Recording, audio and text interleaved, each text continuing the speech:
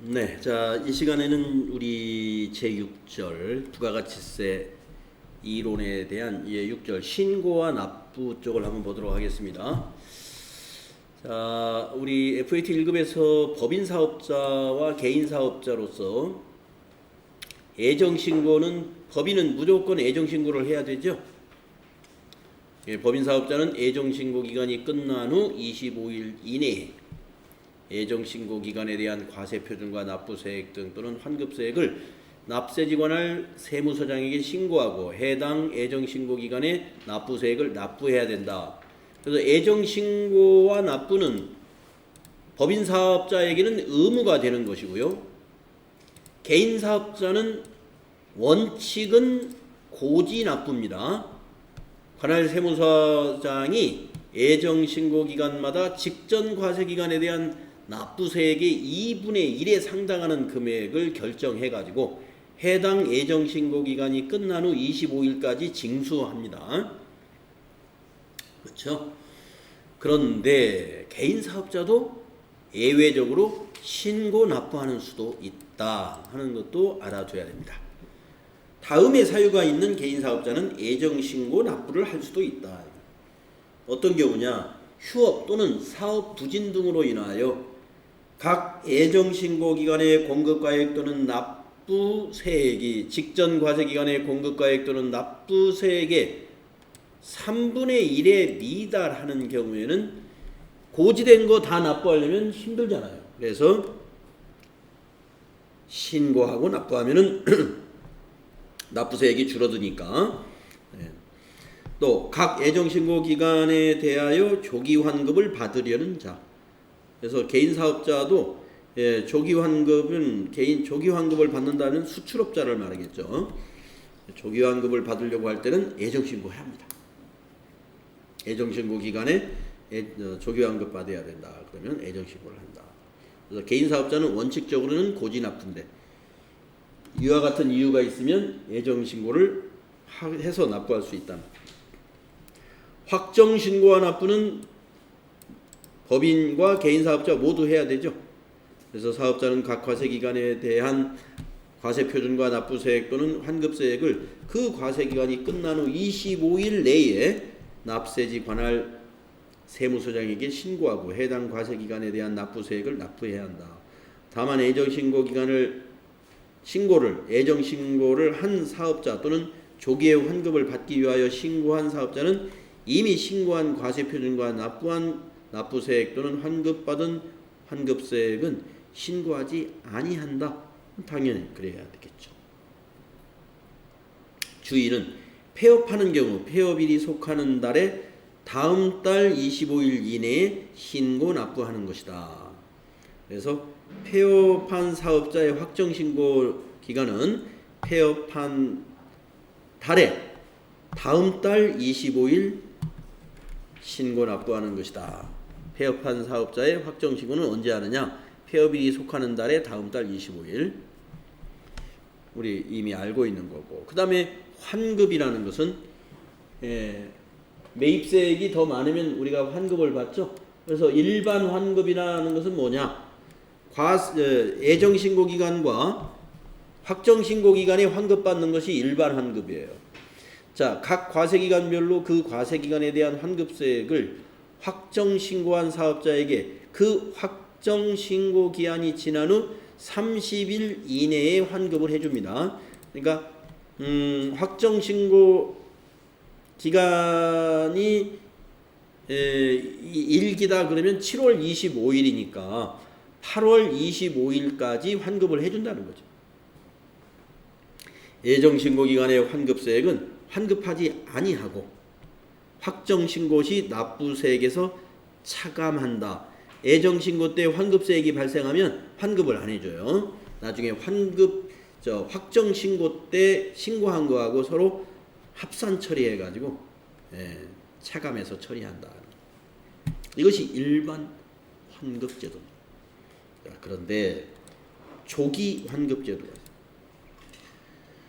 자, 조기 환급의 대상은 영세율을 적용받는 경우에 해당이 되고요. 아니면 사업 설비를 신설하거나 취득, 사업을 확장 또는 증축을 크게 하는 경우, 또 사업자가 재무구조 개선 계획을 이행 중인 경우, 재무구조 개선 계획을 이행한다는 것은 사업자가 어려운 점이 있어가지고 지금 어디 관리를 받고 있는 그런 경우에 해당이 됩니다. 그래서 이런 경우에는 좀 매입세액을 조기에 환급해 줘가지고 기업의 자금 운영을 좀 도와주겠다 하는 차원이죠. 조기 환급 기간은 예정 신고 기간 중에도 환급을 해줘요. 조기 환급 신고를 하면. 또 과세기간 최종 3개월 중 매월이나 또는 매 2월, 과세기간 최종 3개월이면 그게 확정신고기간이죠. 그러니까 예정신고기간, 확정신고기간 가리지 않고 다 뭐예요? 조기환급 신청할 수 있는데 매월 하는 방법이 있고 2달에 한 번씩 하는 방법이 있다 이겁니다. 3개월은 당연히 되겠죠. 3개월마다 예정신고하니까. 그래서 예정신고 기간에 할 수도 있고 매월 할 수도 있고 2개월치를 모아서 할 수도 있다. 조기환급 방법은 조기환급 기간이 끝난 날로부터 25일 이내에 조기환급 기간에 대한 환급세액을 관할 세무서에 신고하면 됩니다. 만약에 8월 달 거를 조기환급 받고 싶다. 그러면 8월 한 달치를 9월 25일 날 신고하면 된다는 얘기죠. 그러면 조기환급을 좀 더 빨리 해줍니다. 관할 세무서장은 조기환급 기간에 대한 환급세액을 각 조기환급 기간별로 해당 조기환급 신고 기한이 지난 후 15일 이내에 환급해야 한다. 아까 일반 환급은 얼마예요? 30일 이내에 환급을 해주잖아요. 그런데 조기환급은 좀 더 빨리 해줍니다. 15일 이내에 해주는 혜택을 주는 거예요. 그 다음에 조기환급 신고를 한 부분은 예정신고 및 확정신고 대상에서 제외해야 되겠죠. 제외한다. 그래서 환급에 관해서 조기 환급과 일반 환급의 차이점을 우리 FAT 1급에서는 이렇게 상세히 안 나왔었어요. 이거 추가된 거 여러분 알아두시고. 다음에 가산세도 FAT 1급에서는 가산세에 대한 언급은 없었습니다. 자, 가산세에 대해서 자세히 표가 나와 있으니까요. 자, 우리 부가가치세 관련 가산세가 어떤 가산세가 있냐면은 사업자 등록을 미등록하는 경우, 미등록 가산세, 허위 등록하는 경우, 허위 등록 가산세가 되겠습니다. 자, 미등록이라는 건 뭐냐면 우리가 사업 개시일로부터 20일 이내에 사업자 등록을 신청하지 않으면 그게 미등록. 그래서 미등록 기간에 공급한 공급가액에다가 1%가 가산세예요. 미등록 기간에 여기 보면 주 1이 이렇게 돼 있죠. 사업 개시일부터 등록을 신청한 날의 직전일까지의 공급가액. 자, 8월 1일 날 사업을 시작을 했어요. 근데 사업 개시일로부터 20일 내에 사업자 등록을 신청해야 돼요. 그래서 내가 한 달을 넘겼어.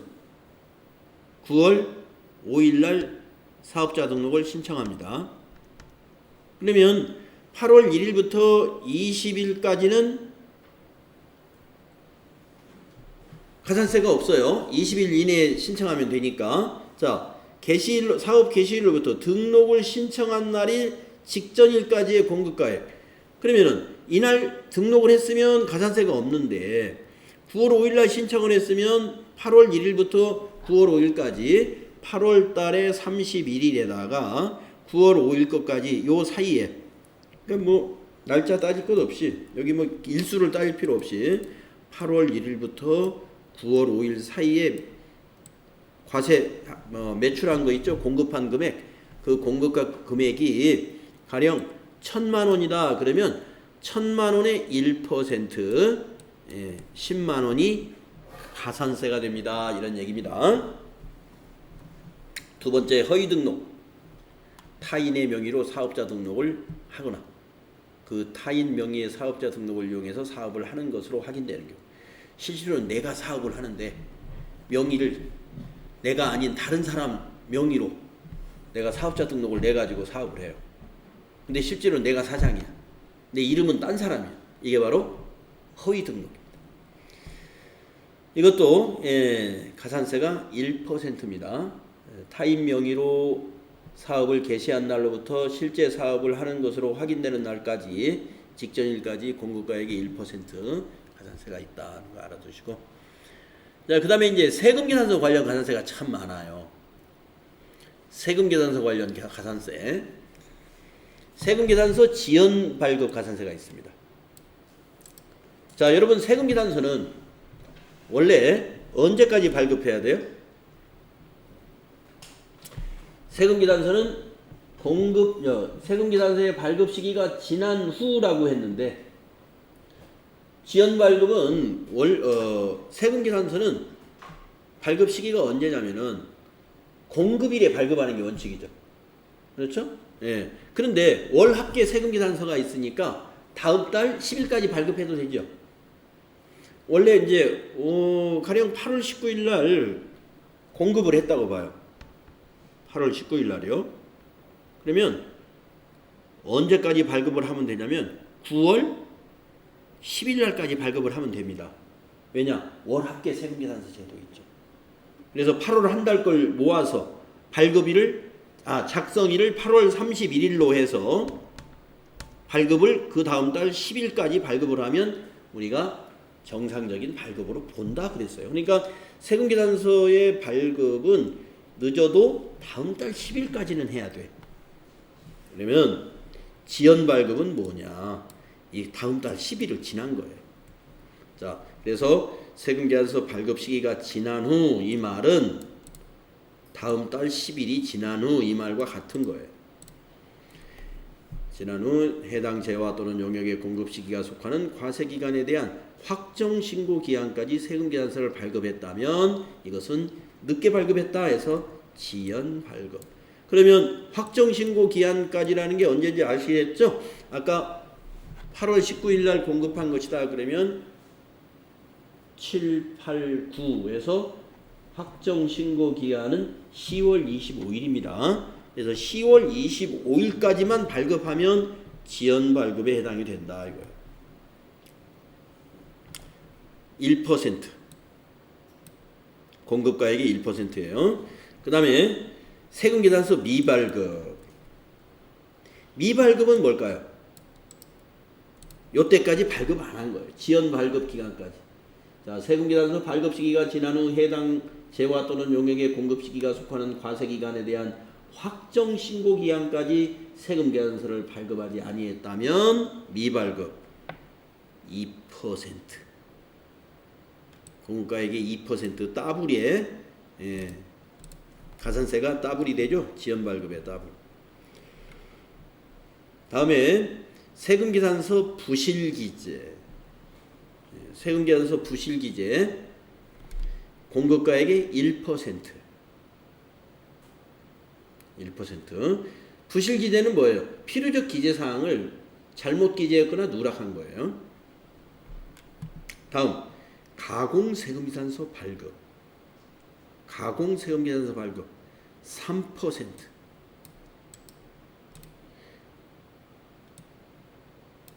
여러분 가공세금계산서라는 건 공급을 아니하고 세금계산서를 발급했다는 거예요. 예, 상당히 불량한 거죠. 공급을 안 했는데 세금계산서 그냥 세금계산서만 발급한 거예요. 장사 안 했는데. 그래서 가산세가 아주 셉니다. 3%.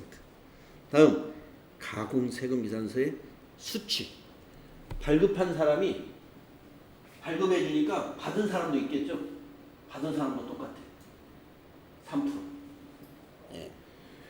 내가 매입을 안 했는데 매입했다고 세금계산서를 받았다는 거예요. 예, 두 사람이 똑같이 거짓말을 하는 거죠. 그래서 가공세금계산서라는 건 거짓말 세금계산서인데 이건 어떤 거짓말이냐? 실제로 공급도 안 했고 실제로 사지도 않았는데 주고받았다는 거예요. 각각 3%씩 가산세가 붙습니다. 타인 명의 세금계산서 발급. 재화 또는 용역을 공급하고 실제로 재화 또는 용역을 공급하는 자가 아닌 자의 명의로 세금계산서를 발급받는 경우입니다. 네. 가공 세금계산서는 아니야. 발급을 받긴 받았어. 아니 발급을 받은 게 아니라 그 재화를 사긴 샀어요. 내가 이 공기청정기를 샀는데 삼성전자 이천대리점에서 샀는데 저거를 세금계산서를 삼성전자 용인대리점에서 받아온 거예요. 세금계산서.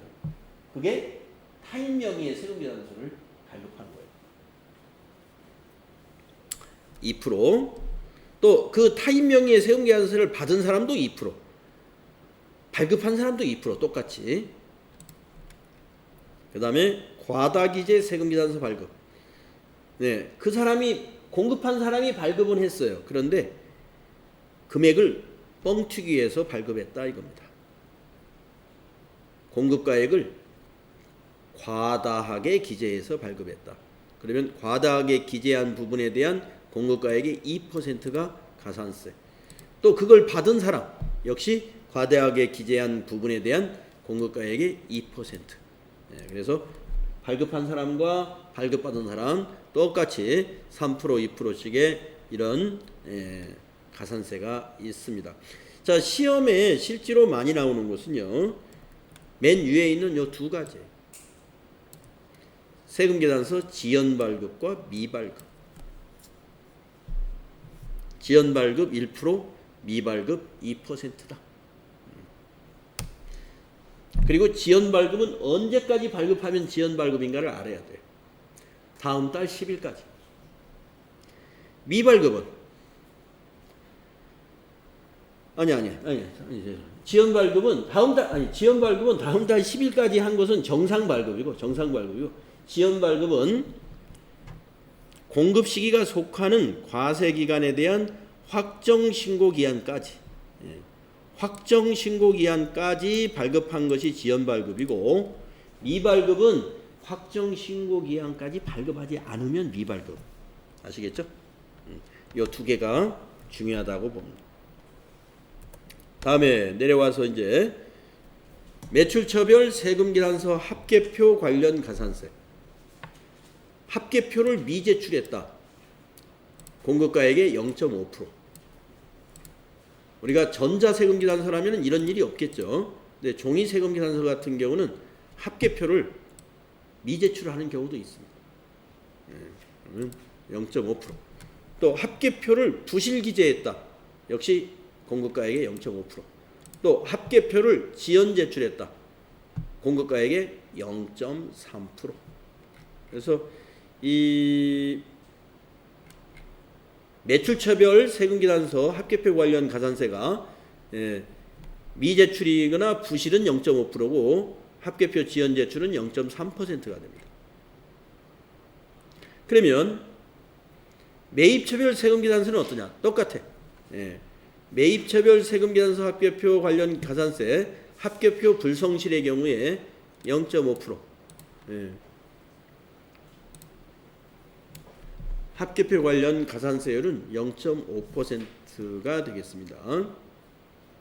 그 다음에 이제 전자세금계산서 관련해서 볼까요? 전자세금계산서라는 것은 관할 세무서의 국세청에 전송하는 작업이 필요하죠. 그래서 전송을 불성실하게 하는 경우 0.3%와 0.5%가 있는데 위에 있는 것은 전자세금계산서 발급명세 전송기한이 경과한 후 언제까지 전송해야 정상이냐면 다음 날까지 전송해야 되잖아요. 근데 다음 날이 지났어. 경과한 후 재화 또는 용역의 공급 시기가 속하는 과세기간에 대한 확정신고기한까지. 이것도 아까 세금계산서 발급도 확정신고기한까지만 발급하면은 지연발급에 해당이 되죠. 그러니까 이것도 전송하는 것도 확정신고기한까지 국세청에 전송했다면 이건 지연전송. 공급가액의 0.3%. 지연전송 0.3%. 그 밑에 거는 미전송. 전자세금에서 발급명세 전송기한이 경과한 후 재화 또는 용역의 공급 시기가 속하는 과세기간에 대한 확정신고기한까지 국세청장에게 세금계산서 발급명세를 전송하지 않았다. 그러면 이거는 이제 미전송이 돼요. 0.5%. 공급가액의 0.5%. 자, 그런데 전자세금계산서 발급 의무자가 종이세금계산서를 발급했다? 그러면 공급가액의 1%. 전자세금 관련 가산세는 0.3, 0.5, 1% 이렇게 세 가지가 있습니다. 그럼 여기까지가 이제 세금계산서 관련된 거거든요. 세금계산서 관련된 거. 네, 이 중에서 세금계산서 관련된 것 중에서 중복 적용을 안 해요. 중복 적용. 그게 무슨 말이냐면 만약에 전자세금계산서다 그러면은 발급을 늦게 했으면 전송도 늦게 했겠죠. 그렇죠? 그러면 저 위에 있는 세금계산서 지연발급 가산세가 1% 있어요. 그러면 이거 세금 내고 가산세 이거 부담하고 또 내려와서 지연 전송했지. 또 지연 전송 0.3% 이렇게 이중으로 적용은 안 해요. 예. 그러니까 높은 거 하나 적용합니다. 1%짜리만 적용하면 된다 이런 얘기예요. 자, 그 다음에 신고 관련 가산세를 한번 볼까요? 신고 관련 가산세. 신고 관련 가산세. 자, 일반 무신고하고 부당 무신고가 있어요. 시험에서는 일반 무신고다, 부당 무신고다 하는 것은 알려줍니다. 알려주는데 납부세액의 20% 가산세를 내야 돼요. 납부세액이 20%. 거기다가 만약에 납부세액이 없는 영세율을 무신고했다 그러면 영세율은 세금이 없으니까 영세율의 과세표준이 있죠? 공급가액. 그것의 0.5%. 이게 가산세예요. 영세율은 세금이 없으니까. 과세는 세금이 있으니까 납부할 세액의 20%가 가산세고 영세율은 세금이 없으니까 영세율 과세표준의 20%를 가산세로 계산합니다. 그럼 무신고가 뭐냐? 무신고. 예. 여기 있는 무신고라는 게 뭐냐면 신고 기한에 신고를 하지 않은 거예요. 신고 기한에. 그러니까 우리가 일기 확정이다 그러면은 언제까지 신고해야 돼요? 7월 25일까지 신고해야 되죠? 7월 25일까지 신고를 안 했어요. 무신고입니다. 자, 그 다음에 과소신고 또는 반대로 말하면 환급이라면 초과 너무 많이 환급을 받는 신고, 예. 매출세액을 과소신고했다든가 누락한 거죠. 매출세액을 과소하게 하면 어떻게 될까요? 매입세액이 큰 회사는 그만큼 환급을 더 많이 받았겠죠. 예. 이런 경우 신고는 하긴 했는데 너무 작게 신고한 거야. 매출 신고를. 이걸 우리가 과소신고예요. 과소신고. 위에 거는 무신고. 신고를 아예 안 한 거고. 이거는 7월 25일 날 신고했습니다. 예. 신고 잘 했는데 빼먹고 신고한 거예요. 그게 과소신고예요. 그래서 일반 과소신고가 있는데 일반 과소신고 주로 일반 과소신고에서 시험이 나와요. 그래서 일반 과소신고는 10%입니다. 과소신고 납부할 세액, 과소신고 납부할 세액이 10%. 그러니까 미신고보다는 가산세가 적잖아요. 아예 신고 안 하면 20%고 과소신고했을 때는 과소신고한 금액의 10%가 가산세가 돼요. 근데 영세율을 과소신고했다. 그러면 세액이 없으니까 과소신고한 영세율 과세표준의 0.5%. 이거는 똑같이 0.5%. 그래서 부당 부당은 20% 40%가 되고요. 부당은 전부 다 40%예요. 40%. 부당 무신고, 부당 과소신고 40%가 되고, 영세율은 전부 다 영세율 과세표준에 어떤 경우든지 다 0.5%. 어떤 경우든지 다 0.5%. 여기 보세요. 0.5%죠. 그리고 과소신고의 경우는 일반 과소는 10%지만 부당 과소는 4배, 40%. 부당 무신고하고 똑같아. 부당 과소, 일부러 과소 신고했다 이거예요. 부당하다 이거죠. 일부러. 그런 것들은 40%. 실수로 빼먹은 것 같아. 그것은 10%. 실수로 무신고한 것 같아. 이것은 20%. 그래서 이 신고 관련 가산세 신고 기한에 못했다든가 아니면 과소 신고할 때 가산세 이렇게 계산하시면 돼요. 그 다음에 이제 납부 불성실 과산세입니다. 신고를 과소하게 한다든가 아니면 무신고하게 되면은 그 세금을 내야 될 때 제때 안 냈죠. 그래서 미납부 세액에 대한 이자를 내야 돼요. 이자를 어떻게 계산하느냐? 미납부 세액을 계산을 합니다. 그랬더니 미납부 세액이 가령 100만 원이 나왔어. 그러면 100만 원 미납부 세액에다가 곱하기 기간 며칠간 미납부했냐 이거예요. 만약에 20일간 미납부했다. 20일 곱하기 3? 이거 좀 고쳐야 되겠네요. 우리 책. 3이 아니라 2.5입니다. 2.5. 그리고 나누기 만. 여러분 책도 3으로 되어 있나요?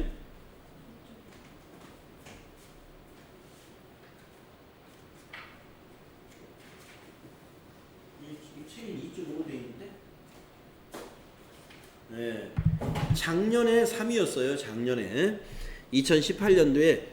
우리가 지금 금리가 점점점 떨어지고 있어요. 금리가. 그래서 국세청에서 받고 있는 금리도 2.5%예요. 이렇게 계산이 된다 해서 이 공식에 대입하시면 돼요. 여기 3이 아니라 2.5. 만분의 2.5. 미납세액에 곱하기 며칠 곱하기 2.5 나누기 만 하면 됩니다. 요거 납부한 거, 미신고했거나 과소신고했을 때는 이 가산세가 반드시 붙겠죠. 그 다음에 기타 가산세. 신용카드 매출전표와 관련된 가산세가 있어요. 뭐가 있느냐? 신용카드 매출전표 등을 발급받아 예정신고 또는 확정신고를 할 때에 제출하여 매입세액을 공제받지 않고 경정기관 확인을 거쳐 매입세액을 공제하는 경우는 공급가액의 0.5% 가산세를 물고 환급을 받으면 된다. 이게 무슨 말이냐면 신용카드 매출전표를 발급받았으면은 그것을 매입매출전표에 입력해가지고 매입세액 공제를 신청을 해야 되죠. 공제신청을. 부가가치세 신고세에 반영해야 되잖아요. 그런데 빼먹은 거야. 우리 회사에서. 빼먹었어요. 빼먹었는데 세무서에서 연락이 왔어. 이게 경정기관의 확인을 거쳐. 세무서에서 카드 발급처에서는 이걸 발급을 했다고 그러는데 우리 회사에서는 신고를 안 했네. 그 카드를 사용하는 회사에서는. 그러면 이제 세무서에서 크로스 체크하느라고 이거 이런 거 저런 거 신용카드로 매입하지 않았어요? 우리 매입했었습니다. 근데 왜 부가가치세 신고 때 그거 신고 안 했어요? 이거 깜빡하고 빼먹었네요. 그러면 다시 신고해서 매입세액 공제 추가로 수정신고해서 매입세액 공제 받아라라고 경정기관에서 연락이 와요. 세무서에서. 그러면 땡큐 하고 수정신고해서 공제 받아야죠. 그런데 공급가액에 10%는 공제를 해주는데 0.5%는 가산세로 내라. 제대로 일 안 했으니까 그런 얘기입니다. 두 번째, 현금 영수증. 현금 매출 명세서가 우리 현금 영수증이죠.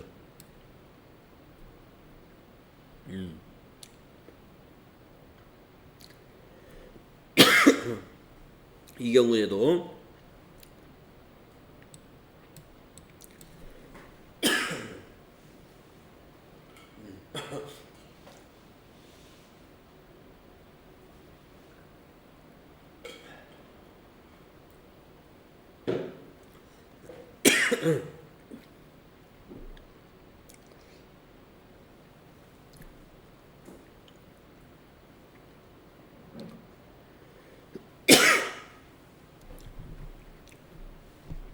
이거는 여기에 이제 신용카드 매출전표 등은 현금 영수증 포함된 겁니다. 여기에 이거는 매입이고 요 밑에는 매출이네요. 매출. 현금 매출 명세.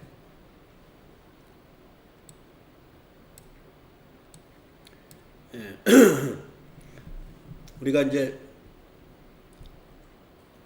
현금 매출 명세가 틀렸을 때는 거기에 대한 수익 금액의 1% 가산세가 있다 하는 얘기예요. 아직도 목이 좀 안 좋아. 자, 그래서 가산세에 대한 거 여러분 정리해 봤는데요. 네, 아까 제가 표시한 거고 그거 중심으로 해서 시험에 나올 거예요. 세금계산서 지연 발급, 세금계산서 미발급.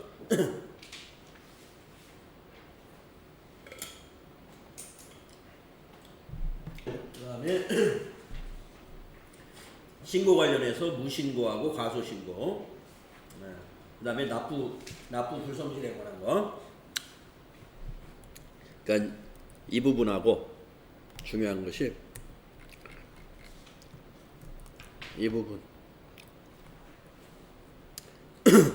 그다음에 세금계산서 관련해 가지고는 중복 적용을 적용하지 않기 때문에 이 두 가지. 세율이 높으니까 이게 더 중요하긴 한데요. 이 가공 세금계산서 발급이라든가 이 타인명의 세금계산서 발급 이런 거는 시험에 거의 안 나와요. 이런 부분이. 만약에 이게 나온다 그러면 이건 가산세율이 굉장히 높죠. 이거는 거의 안 나오고 대부분 다 세금계산서를 지연 발급했거나 미발급했다고 이렇게 나오게 됩니다. 그럴 때 이런 요령으로 계산을 하시면 돼요. 이제 TAT 2급에는 가산세가 이론에만 나오고 실기에는 아마 안 나올 건데 TAT 1급에는 나와요. 가산세가 실기에. 부가가치세 신고서 계산할 때 가산세를 꼭 문제로 냅니다. 자, 다음에 TAT 2급에서는 아마 그렇게 안 나오는 것 같은데 뒤에 문제를 이제 풀어보면 TAT 1급은 그렇게 해서 나오는데. 자, 다음에 이제 가산세 한번 우리가 정리해봤고 그 다음 내용은 이제 간이과세자에 대한 얘기죠. 예. 그래서 간이과세자의 적용은 어떤 사업자가 적용되느냐. 직전년도 재화의 용역 공급 대가가 4,800만 원 미만에 미달하는 개인 사업자. 그러니까 부가가치세에 포함된 것이 공급대가죠. 직전 연도의 재화와 용역의 공급대가가 4,800만 원 미달하는 개인 사업자는 우리가 간이과세자에 적용이 될 수 있다는 겁니다. 근데 다 되느냐? 배제가 있어요. 간이과세가 적용되지 아니하는 다른 사업장을 보유하고 있는 사업자. 그러니까 사업장을 하나 더 두 개 가지고 있는 거예요. 1사업장하고 2사업장. 근데 1사업장은 직전 연도 공급 대가가 2억이야. 2억. 그러면 일반 과세자죠? 간이과세자가 아니죠? 근데 사업장을 하나 더 만들었어. 요거는 직전 연도가 이제 4천만 원이야. 그러면 여기를 기준으로 해서 나는 간이과세자의 적용을 받겠다. 안 된다 이거예요. 왜냐?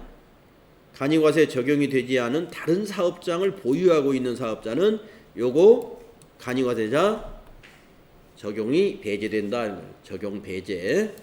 두 번째, 업종이 이렇다면은 배제됩니다. 광업은 안 된다. 제조업도 안 됩니다. 물론 예외가 좀 있어요. 제조업 중에서 주로 최종 소비자에게 직접 재화를 공급하는 사업으로서 기획 재정부령으로 정하는 것은 제외한다. 그러니까 이제 동네에서 조그만하게 하는 제조업들, 그런 제조업이라고 보시면 됩니다. 그러나 일반적인 제조업은 배제. 도매업도 원칙적으로 배제. 부동산 매매업도 배제. 부동산 매매업이 배제지 중개업하고는 달라요. 중개소는 해당이 되고, 매매업이라는 건 사서 직접 파는 거예요. 그는. 그 다음에 개별소비세법에 따른 과세 유흥장소, 유흥장소 술집을 말하는 거예요. 배제. 부동산 임대업으로서 기획재정부령으로 정하는 것, 부동산 임대업도 원칙적으로 배제예요. 전문 서비스업, 전문 서비스 하면은 변호사, 의사 이런 사업을 하는 그 서비스업이죠. 세무사 배제. 둘 이상의 사업장이 있는 사업자가 경영하는 사업으로서 그 둘 이상의 사업장의 공급 대가의 합계액이 4,800만 원 이상인 경우, 그거는 아까 이거 1번하고도 해당이 되죠. 그래서 이런 경우에는 개인 사업자라 하더라도 간이과세자가 될 수 없다 하는. 자, 신규 사업 개시자. 신규로 사업을 시작하는 개인 사업자는 사업을 시작한 날이 속하는 연도에 공급 대가가 4,800만 원에 미달될 것으로 예상이 되면 납세지 관할 세무서장에게 간이과세 적용 신고를 하고 간이과세를 적용받을 수 있습니다 하는 얘기입니다. 내가 올해 신규로 사업을 시작했는데 그냥 신청하면은 일반 과세자로 사업자 등록이 나올 것 같아. 근데 나는 예상해 보니까 4,800만 원 판매를 못 할 것 같아, 금년에. 그러면 세무서장이 신고를 할 때 간이과세자 적용 신고를 아예 해라 이거예요. 직전 연도 실적이 없으니까. 자, 납부세액을 간이과세자는 어떻게 계산하느냐? 납부세액 계산은 과세 표준에다가 업종별 부가가치율을 곱합니다. 그리고 그것의 10%를 납부하면 돼요. 최종 납부세액이라는 것은 납부세액을 이렇게 계산해 가지고 재고한 납부세액, 재고 금액도 전부 판례인 걸로 봐요. 재고 납부세액을 더합니다. 그래 가지고 세액공제 빼주고, 애정 부과한 세액이 있으면 그거 빼주고, 가산세는 더해서 납부세액을 계산합니다. 그래서 간이과세자는 재고를 인정을 안 합니다. 재고 전부 판매된 걸로 봐요. 간이과세자의 재고는 전부 세금을 냅니다. 과세표준. 간이과세자의 과세표준은 해당 과세기간의 공급 대가이다. 그래서 아까 과세표준이라는 것은 우리 간이과세자의 과세표준은 공급가액이 아니에요. 공급 대가를 가지고 계산하는 거예요. 업종별 부가가치율이라는 건 세무서에서 국세청에서 발표한 자료가 있어요. 그걸 적용하면 됩니다. 여기 나왔네. 업종별 부가가치율 해가지고 전기, 가스, 증기 및 수도 사업 같은 거, 무슨 전기 이렇게 그 동네 전기 시설 해주는 회사 있죠? 여기는 부가가치율이 5%. 그다음에 소매업 부가가치율이 10%. 제조업, 농업, 임업 20%. 건설업, 부동산 임대업, 그 밖에 서비스업은 30% 부가가치율을 적용해서 거기에 10%를 세금으로 납부한다 이겁니다. 그래서 이 부가가치율이 높을수록 세금을 많이 내는 업종이에요. 그래서 건설업이나 부동산 임대업이 간이과세자 중에서 세금이 제일 많이 내는 거고, 그 다음에 제조업, 그 다음에 소매업, 그다음에 전기, 가스 이런 사업이 가장 세금을 적게 내는 간이과세자다. 이렇게 세액을 공제해 줍니다. 그래서 매입세금 계산서 등의 수취 금액은 세액 공제해주고 의제매입세액 해당이 되면 공제해주고 신용카드 매출전표 등을 발행했으면 그 발행 금액에 대한 세액 공제해주고 전자신고 세액 공제도 여기에 해당이 됩니다.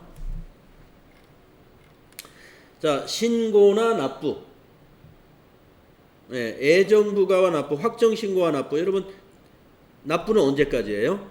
신고 납부는 과세기간 종료일 다음 달 25일까지 신고 납부하는 거죠. 한번 읽어볼까요? 애정부가의 납부, 원칙, 고지 납부. 이거 저기구나. 간이과세자 이 얘기군요. 간이과세자. 자, 간이과세자의 애정부가 납부는 고지 납부입니다. 그래서 6월 말일 것까지 해서 7월 달에 납부하라고 나오죠. 1월 1일부터 6월 30일까지로 해서 사업장 관할 세무서장은 간이과세자에 대하여 직전 과세기간에 대한 납부세액의 2분의 1, 6개월치니까 2분의 1에 해당하는 금액을 애정부과 기간의 납부세액으로 결정하여 애정부과 기한, 애정부과 기간이 끝난 후 25일이니까 7월 25일까지죠. 7월 25일까지 징수를 한다. 그러면 납부를 하면 돼요. 근데 간이과세자도 신고 납부할 수도 있다. 휴업이나든가 사업 부진 등으로 인하여 애정신고 기간의 공급대가 합계액 또는 납부세액이 직전 과세기간 공급대가 합계액 또는 납부세액의 3분의 1에 미달하는 경우에는 애정부과기간의 과세표준 납부세액을 애정부과기한까지 사업장 관할 세무서장에게 신고할 수 있다. 2분의 1을 내잖아요. 2분의 1을. 그런데 휴업을 해가지고 3분의 1도 안 돼. 3분의 1에 미달해. 그러면 신고해서 납부하면 적게 낸다. 확정신고와 납부. 간이과세자는 과세기간의 과세표준과 납부세액을 그 과세기간이 끝난 후 25일 이내에 납세지 관할 세무서장에게 확정신고하고 납세지 관할 세무서장 등에 납부해야 된다. 그러면 이 확정신고 25일이라는 건 다음 달이니까 언제예요? 다음해 1월 25일이 되겠죠. 1월 25일에 납부해야 된다. 자, 여기까지가 또 있군요. 다음 페이지 보시면 간이과세자와 일반과세자를 비교하는 표가 있는데 한번 봅시다. 적용대상 간이과세자는 직전연도 공급대가가 4,800만 원 미만인 개인사업자. 일반과세자는 간이과세자 이외의 과세사업자가 일반과세자. 과세기간이 간이과세자는 1월 1일부터 12월 31일. 일반과세자는 1기와 2기로 이렇게 나눠져 있고. 과세표준이 간이과세자의 과세표준은 공급대가. 우리 일반과세자는 공급가액이 과세표준이고. 납부세액의 구조가 공급대가 곱하기 부가가치율 곱하기 세율. 일반과세자는 공급가액에다가 10% 이게 매출세액이죠. 빼기 매입세액 해가지고 납부하죠. 세금계산서 발급을 간이과세자는 할 수 없어요. 영수증만 발급할 수가 있고 일반과세자는 영수증도 해도 되고 세금계산서 교부를 해도 되죠. 세금계산서 수치 매입세액에다가 곱하기 부가가치율을 해서 납부세액에서 공제를 받아요. 매입세액에 곱하기 부가가치율만큼을 세액공제 받을 수 있어요. 세금계산서를 받았을 때 간이과세자는. 그리고 일반과세자는 매입세액 전부를 공제받죠. 대손세액 공제. 간이과세자는 대손세액 공제라는 걸 적용받을 수 없는데 일반과세자는 적용이 가능하죠. 그 다음에 납부 의무 면제. 당해 과세기간의 공급 대가가 3천만 원 미만인 경우에는 납부 의무가 없습니다. 그러니까 우리 영세한 그 간이과세자는 세금을 안 낸다 이거예요. 연간 매상이 3천만 원 미만이다 그러면 간이과세자 납부할 세액이 면제된다 이겁니다. 근데 3천만 원 미만인가 얼마인가를 일단 신고는 해야 돼요. 그래야 면제가 돼요. 납부 의무가. 그 그런데 일반 과세자는 납부 의무 면제라는 게 없어요. 포기 제도가 있죠. 간이과세자는 간이과세를 포기하고 일반 과세자가 될 수 있습니다. 세금계산서 발급도 해서 사업을 좀 크게 하고 싶으면 간이과세자 포기 신고를 해야 되겠죠. 자, 이렇게 해서 부가가치세 정리를 다 끝냈습니다. 그래서 다음 시간에 한번 문제 뒤에 있는 그 문제 풀어보기로 하고요. 다음에는 이제 소득세, 여러분이 새롭게 배우는 이 이론이 바로 TAT 2급에서 소득세 이론이라고 그랬죠. 그래서 소득세 이론, 내일부터는 이제 소득세 이론을 하면 되겠네요. 자, 10분간 쉬었다가 문제풀이 좀 해보겠습니다.